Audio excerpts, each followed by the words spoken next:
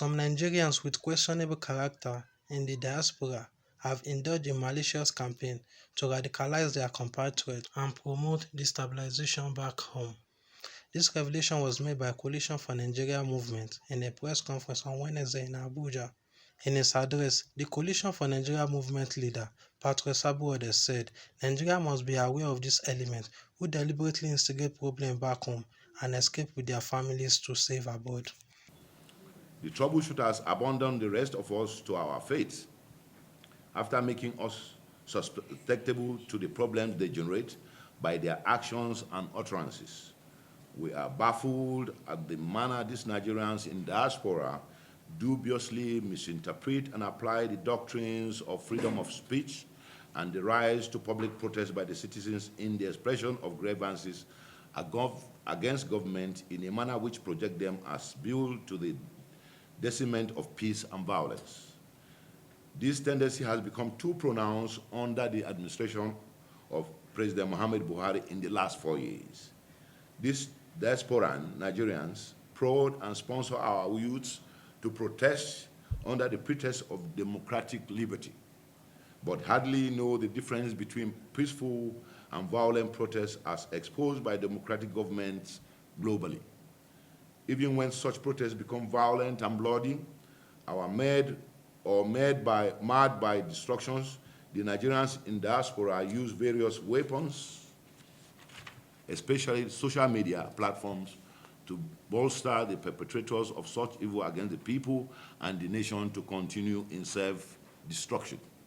Whilst we are excited at recounting the goals of some of these recent ugly so-called democratic public protests in Nigeria, which did only become bloody, but violated the basic doctrines of liberty under a civilian government, but it has become pertinent to use the incident for illustration and clarity. We are aware of the age-long aberrations and the nuisances inherent in members of the outlawed sect, the Islamic movement in Nigeria, IMN, or the Shiites in Nigeria led by Sheikh Ibrahim al-Zakizaki.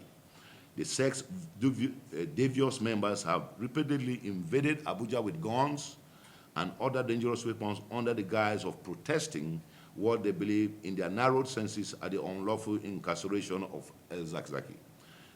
The protests were organized at 2 or 3 separate instances, but quite sadly, the Shiites defied all sanity, turned violent, and brutally engaged security agents drafted to maintain public law and order.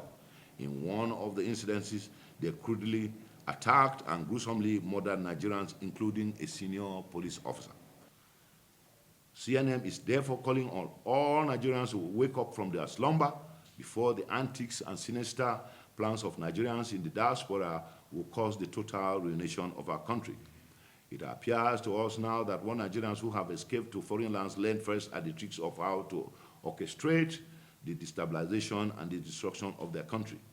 This is commendable and unacceptable. This is the first time for us to unite to tackle these questionable characters headlong. The diaspora office must be revisited. We suggest that it should be scrapped because it has lost its relevance. Those who congregate under its roof are mere opportunists.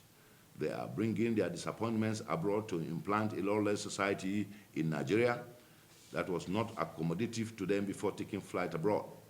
The diaspora office has failed. It has become an avenue for disgruntled elements to congregate against the interests of the entire country. The CNM is pleading with all citizens of our country to rise up against the negative influence and interferences by Nigerians in diaspora who mean no good for our beloved country.